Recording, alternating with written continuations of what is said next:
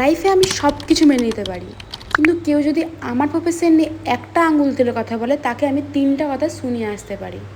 So hello, আমি দোয়েল, আর আমার প্রফেশনে আমি একজন নার্স। সো বেসিক্যালি কদিন আগে আমার একটা ইনভিটেশন ছিল, আর ওইখানে আমরা কথা বলছিলাম আমাদের মেডিকেল লাইন নিয়ে। সেইখানে একটা কাকু মশাই আমাদের সবাইকে শুনিয়ে শুনিয়ে বলছে, ওই তো নার্সিং, পটি পরিষ্কার করতে হয়। আমার মেয়েকে আমি বলেছি, না বাবা, তোমাকে কাজ করতে হবে না, ওই তো মাইনা দেয়, তুমি ঘরে থেকো, ঘরে বসে তুমি পড়াশোনা করো, তুমি গভর্নমেন্টের জন্য অ্যাপ্লাই করো। কাকু, সেদিন তোমাকে আমি উত্তরটা দিতে পারিনি, কারণ তুমি আমার থেকে তো অনেক বড় হও। ছিঁড়া কাঁথায় শুয়ে লাখ টাকার স্বপ্ন দেখার তোমার দরকার নেই। একটা বাবা হয়ে একটা মেয়েকে কি করে কথাটা বলে আমি তো নিজেও বুঝি না। এই যে আমরা এখানে কাজ করি, 1 মাস কাজ করাবার যে টাকাটা পাই আমি এটা বাড়িতে দিই না, ওটা আমি নিজের টাকায় নিজে ফুটানি মারি। নিজে কাজ করে যত টাকাই পাই, 1000 টাকা পাই আর 10,000 টাকাই পাই, ওটা আমার টাকা।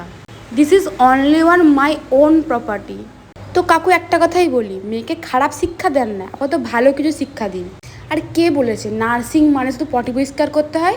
যারা বলবেন দয়া করে আমার কাছে চলে আসুন, একটু ধলাই মাজাই করে দেবো।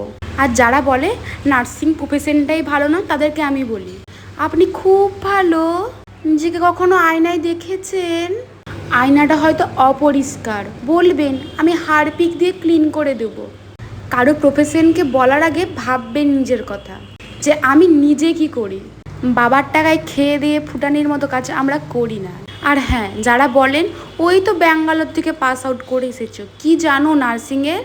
কিছু জানি না গো কাকু, তুমি শুধু নার্সিং স্পেলিংটা বলো তাহলেই হবে।